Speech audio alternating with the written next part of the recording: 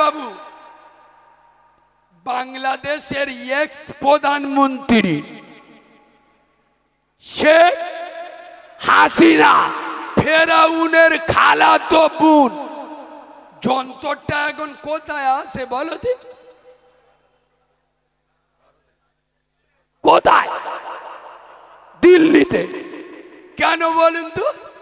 শেখ হাসিনার বরনি আর আমাদের এ মালটার বউনি, দুজন আই লাভ ইউ খেলতে।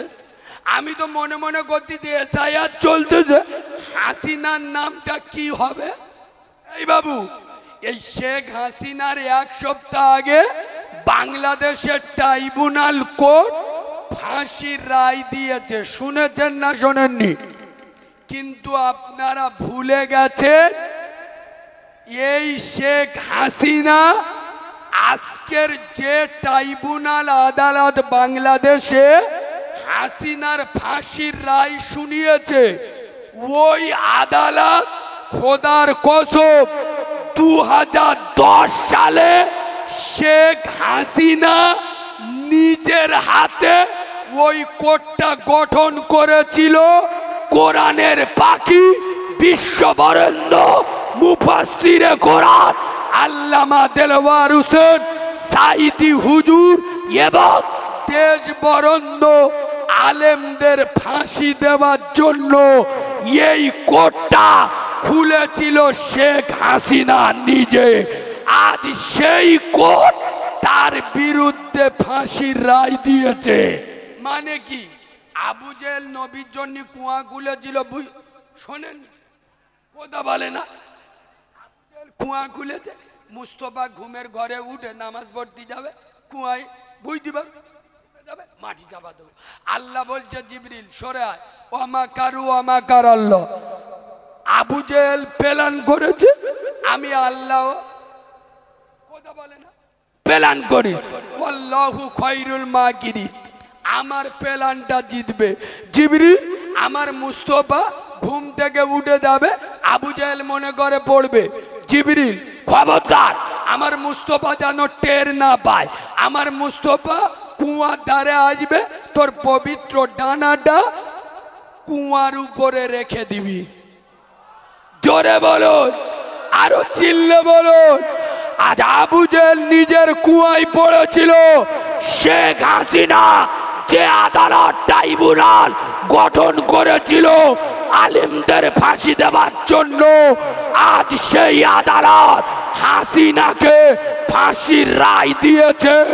হাসিনার দেখে শিক্ষা নাও, জুলুম অত্যাচারকারী নেতারা সারা জীবন রাজনীতির পাওয়ার থাকে না, সারা জীবন 7 ভাইয়ের ক্ষমতা থাকে না।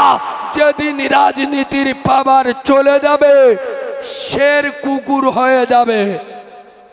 এই হানানা মনে রেখো, যারা আলেমদের গালি দাও, পীর সাহেব পীরজাদাদের গালি দাও, তোরা আবু জেহেলের বংশধর, খোদার কসম তোদের পরিণতি হবে হাসিনার থেকে মারাত্মক। তোরা যারা আমাদের গালি দিস, আমাদের উপরে অ্যাটাক করিস, আমরা তোদেরকে বদদোয়া করিনি, করব না। কেন? আমরা তোদের জন্য দোয়া করব, আল্লাহ তোদের ঘরে যেন আব্দুল্লাহ জন্ম দেয়। বলুন আল্লাহুম্মা আমিন। বাবু ভাই মক্কার শ্রেষ্ঠ মুনাফিক ছেলে, আল্লাহর নবীর মস্ত বড় সাহাবা। ওই জন্য শুনুন, ইতিহাস থেকে শিক্ষা নেবেন। আমি যে কথাটা বলছিলাম, তো আমি যখন দেখেছি চিঠি দিয়েছে চেয়ারে নামাজ পড়া যাবে কিনা, আমি যেই বলেছি চেয়ারে মসজিদে নামাজ মোটে চলবে না, ও আমার বলতে যে কালিমুল্লাহ ভাই যদি অসুস্থ হয়, মানে রোগ হলি, ও বলতে যাচ্ছে শরিয়াতে পারমিশন আছে, ও জোর রোগ, ও মনে মনে করে যে কারিমুল্লাহ ধরে ফেলি, আমি ডায়মন্ডের মালও বুঝতে পারে। ও যেই বলেছে ও যদি অসুস্থ হয় কি করবে, আমি বলছি অসুস্থর জন্য জামাত নয়। বুঝতে পেরেছেন না? আরেকবার বলবো, ও বলছে যদি অসুস্থ হয় তাহলে কি চেয়ারে বসতে পারবে না? আমি তখন উত্তর দিচ্ছি, ও যদি অসুস্থ হয়, অসুস্থ ব্যক্তির জন্য জামাত জামাত নয়। আচ্ছা আপনারা বলুন, যারা চেয়ারে বসে মসজিদে নামাজ পড়ে, এ বাবু, ওরা কি মসজিদে হুইল চেয়ারে করে আসে? কথা বলে না, খেটুয়াই আনতে হয়। শালা কত বড় জালি মাল, ঘর থেকে হেঁটে হেঁটে মোস্তানি মেরে আসতে, আর মসজিদ দিয়েছে চেয়ারে বসে। আল্লাহু আকবার। শয়তান বলতে শালা আমার খালাতো ভাই। কথা বুঝতে পারো রে? এই বাবু একটু তলিয়ে বোঝাই, শোনো, যারা সরকারি চাকরি করে এদের মেয়াদ থাকে কত বছর বয়স পর্যন্ত? জোরে বলুন। 60 বছর। আচ্ছা সরকার কি বলে 60 বছর পরে তোরা বাড়িতে চেয়ার এনে দপ্তরে বসে ডিউটি কর? কথা বলে না। সরকার কি বলে, তোদের জীবনের এতগুলো বছর সরকারের সার্ভিস দিয়েছিস, জনগণের সেবা করেছিস, 60 বছর বয়স তোর বিভিন্ন রোগ শোক এসে যেতে পারে, তুই বাড়িতে বসে যা, বসে বসে মাইনে নে। না না, পেনশন পায় না পায় না। এই রাধানগরের মুসলমানের বাচ্চারা শোনো, দুনিয়ার সরকার 60 বছরের পরে যদি বসে বসে মাইনে দিতে পারে, আমার বিশ্ব সরকার, আকাশের সরকার, তিনি বলে যাচ্ছেন মুসলমান বালেগ হওয়া থেকে, যেখান থেকে নামাজ ফরজ হয়েছে 60 বছর বয়স পর্যন্ত 5 ওয়াক্ত নামাজ জামাতে পড়। 60 বছরের পরে তোর শরীর অসুস্থ, মসজিদে যাবার ক্ষমতা নাই, তুই বাড়িতে নামাজ পড়। আমি আল্লাহ কথা দিচ্ছি, তুই বাড়িতে নামাজ পড়বি, জামাতে নামাজ পড়া সওয়াব পাবি। আর একটু জোরে বলুন, আল্লাহ পারে কি পারে না? যুবকদের বলে যাচ্ছি, মসজিদে চেয়ার দেখবেন, ধরবেন, দূর করে ফিকে ফেলবেন। এই বাবু, নামাজ পড়া যেমন ফরজ, নামাজ দাঁড়িয়ে পড়াও ফরজ। আমার কথা বুঝতে পারেনি? নামাজ পড়া যেমন ফরজ, নামাজ দাঁড়িয়ে পড়া তেমনি ফরজ। আচ্ছা নামাজের কাতারের গুরুত্ব আছে না নাই? চেয়ার দিলি কাতারের গুরুত্ব থাকে? এরা এত সিডিংবাজ, আর বেশিরভাগ চেয়ারে নামাজ পড়ে। সত্যি কথা বলে যাব, বলে যাব, আমার তো এমনি ইনশাআল্লাহ ওই সরবেড়িয়া, জীবনতলা, বিভিন্ন জায়গায় 90 হয়ে গেছে, আর এসব জায়গা খুব তাড়াতাড়ি ইনশাআল্লাহ পড়ে যাবে।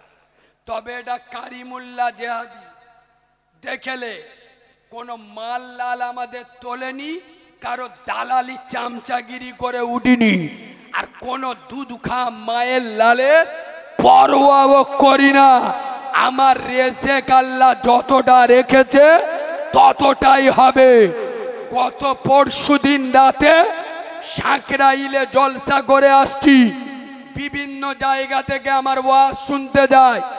সাঁকরাইলের ছেলেরা পাঁচলায় আমার ওয়াজ শুনতে এসেছিল। এত মার মেরেছে পুলিশ, পেশাব করে দিয়ে, নেটে দেখবেন, এত মার মেরেছে। কারিমুল্লাহ জেহাদিকে তোদের প্রবলেম এত কেন? হারামখোরের বিরুদ্ধে বলা যাবে না। আরে জলসা মাহফিলে যদি আমরা মদের বিরুদ্ধে, সুদের বিরুদ্ধে, জেনার বিরুদ্ধে, অন্যায়ের বিরুদ্ধে, জুলুমের বিরুদ্ধে, ধর্ষণের বিরুদ্ধে, হারামখোরদের বিরুদ্ধে যদি না বলতে পারি, তোরা জলসা না দিয়ে গাজন গান দে। কথা শুনছেন? পাশে বাংলার বিখ্যাত বক্তা আমার বন্ধুবর ভাই মাওলানা আব্দুল ওয়াদুদ ভাই বসে আছেন। আমি নবীর মেম্বারে বসে বলে যাচ্ছি, বাদশাহ হারুন রশিদের নাম শুনেছেন? ওনার জামানায় একটা মস্ত বড় আল্লাহর ওলি ছিল, হযরত বাহালুল দানা রহমাতুল্লাহ আলাইহি। বাদশা হারুল্লাহ লসি ওই আল্লাহর ওলি বাহালুল দানা হুজুরকে জিজ্ঞেস করছেন, আচ্ছা মানুষ যদি চুরি করে শরিয়াতে চুরির শাস্তি কি? তখন বাহালুল দানা হুজুর উত্তর দিচ্ছে, শরিয়াত বলছে চোর যদি পেশাদার হয়, ভালো করে শুনুন, চোর যদি পেশাদার হয় মানে ওর স্বভাব ওর কর্ম চুরি করা, তাহলে ওর হাত কেটে দেওয়া, হাত কেটে দেওয়া শরিয়াতে সাজা।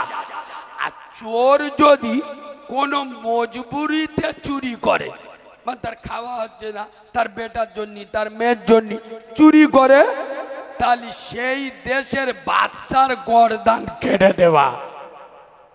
এ আমার ওয়াজ শুনছেন?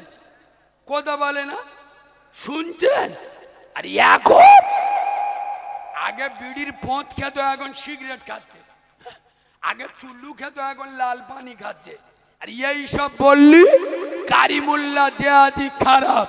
শোনো মুসলমানের বাচ্চা, বিশেষ করে যুব সমাজদের বলে যাচ্ছে, মসজিদগুলো খোদার কসম, আমি এই চলন্ত কথাগুলো বলি ওই জন্য আমি টার্গেটে। শোনো মুসলমান, পশ্চিম বাংলায় 100-র মধ্যে 98টা মসজিদ রাজনীতিকরণ হয়ে গেছে। বলছি না ভুল বলছি? মসজিদে রাজনীতি চলে, মাদ্রাসায় রাজনীতি চলে, জলসা মিলাতে রাজনীতি চলে। তোদের পায়ে ধরে বলে যাচ্ছি, মসজিদে যারা চেয়ারে নামাজ পড়ে বেশিরভাগ দেখবেন বয়স্ক লোক, আর বেশি দেখবেন হাজি সাহেব, দেখবেন গ্রামের মেম্বারের বাপ, পয়সাওয়ালার বাপ। ঠিক বলছি না? ও জানে আমি একটা টাকাওয়ালা লোক, আর ওই মসজিদের নিচে বসে নামাজ পড়বে, একটা কিরাম মতো না, চেয়ারে বসে নামাজ পড়তে। মানে চিটিংবাজি সব জায়গায় করে করে দিলটা 10 হাত হয়ে গেছে। আল্লাহর ঘরে গিয়ে ও চিটিংবাজি করছে। মসজিদে ইমাম কঠোর হবেন, আর আপনাদের বলে যাচ্ছি ইমামদের স্বাধীনতা দেবেন। বললি তো রেগে যাবে। জলসায় গেলি না বিভিন্ন জায়গায়, আমার হোয়াটসঅ্যাপে বলে দেয় কালিমুল্লাহ ভাই, ওই গ্রামের মসজিদে ইমাম 3 মাসের বেশি ঠেকে না। শুনে নাও, কোনো ছেলের যদি একটা বউ পালায় তখন নাই বোঝা যায় মেয়েটার দোষ, যদি 2টো বউ পালায় তখনও ধরে নিলুম মেয়েদের চরিত্র দোষ, যদি 10টা বিয়ে করে 10 জন বউ পালায় তাহলে বুঝতে হবে মেয়েদের দোষ নয়, মদ্যটার রক্তের দোষ। এ হ্যাঁ না না, তা মসজিদে যদি বছরে 4টে ইমাম পাল্টায় বুঝতে হবে মসজিদ কমিটি হারাম খোরদের দোষ। ঠিক বলছি না ভুল বলছি? আলে খোদার কসম, প্রতিটা মসজিদের ইমামকে গ্রামের লোক স্বাধীনতা দাও, যে স্বাধীনভাবে মসজিদ চালাও। আমি চ্যালেঞ্জ করে যাচ্ছি, বছরে বছরে গ্রামে জলসা মিলাদ দিতে হবে, ওই একা গ্রামের চিত্র পেল্টে দেবে। ইমাম ভয়ে মসজিদে হক কথা বলতে পারে না। এই দেখো, আমার মতো সাহসী বক্তা, খোদার কসম আমি সুদের ওয়াজ আর করি না, বিশ্বাস করো। সুদের ওয়াজ 100 জায়গায় যদি করিছি, 99 জায়গায় লেবিসি আমার টাকা দেয়। যে আমার দাউদ কোন গেছে বাপ, স্টেজে ওঠার সময় বলবে হুজুর কুচে দেবে, কুচে দেবে। এবার যেই আমি কুচবো, ওর কচি মতো বউটা ভুঁড়ি বার বন্দোলন করে, আমি বন্দোলনের বিরুদ্ধে কাঁচা বাঁশ দিচ্ছি, ও শালার গায়ে লেগে গেছে। যেই লেবিসি ও আর সামনে আসবে, ও বলবে আমি দাউদ দিই, ও বলবে আমি দাওয়াত দিই। যারা আমার ডেকে নিয়ে অপমান করিস, তোদের রক্তের দোষ আছে। কেন? তোরা ভালো করে জানিস কারিমুল্লাহ জিহাদি কি ওয়াজ করে। তোরা তারপরে আমার ডেকে আমার উপরে কম মিটুস কেন? বুঝতে পেরেছ? ইশারাই বুঝেল। গরমটা ধরতে পারে না, নরমটা ধরে।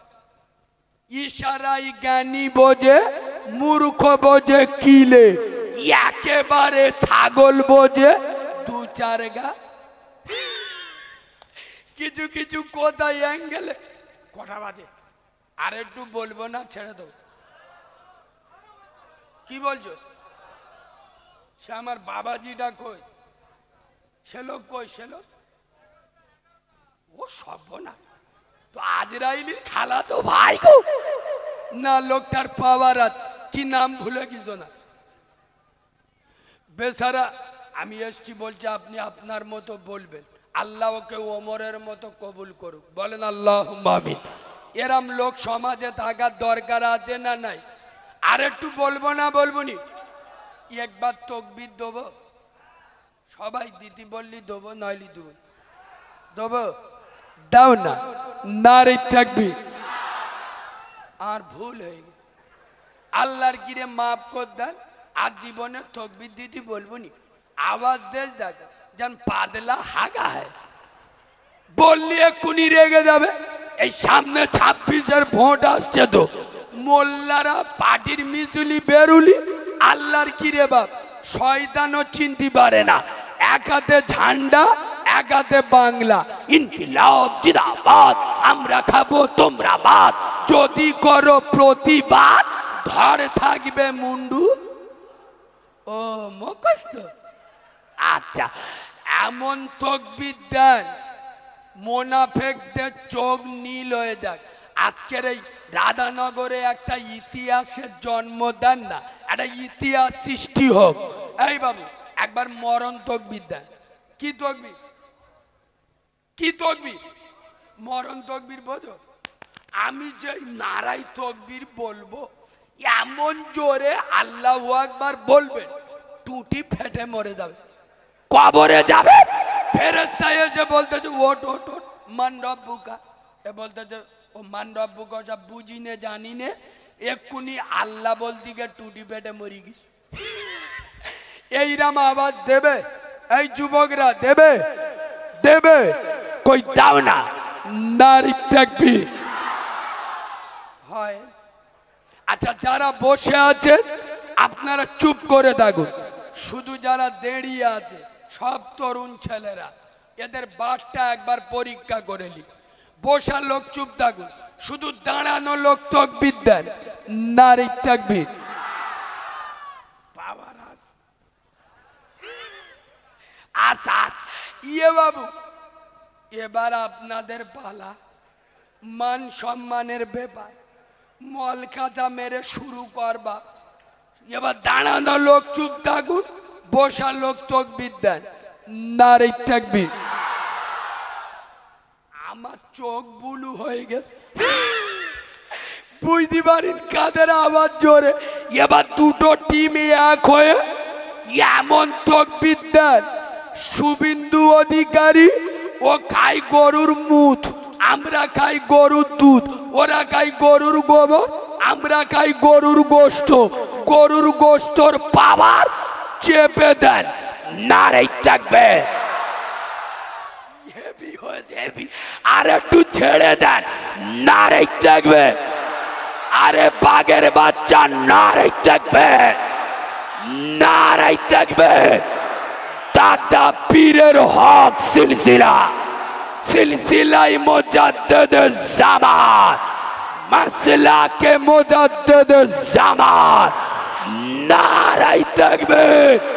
আল কুরআনের আলো, আরো জোরে আল কুরআনের আলো, আল হাদিসের আলো, ফুলের সুবাস, চাঁদের হাসি, নামাজ পড়তে ভালো। পাকা সিটিং বাদ। এই দেখ ওয়াজ কিরাম বেঁকে যাচ্ছে, চোখ নীল হয়ে যাবে, দাঁড়াও। এই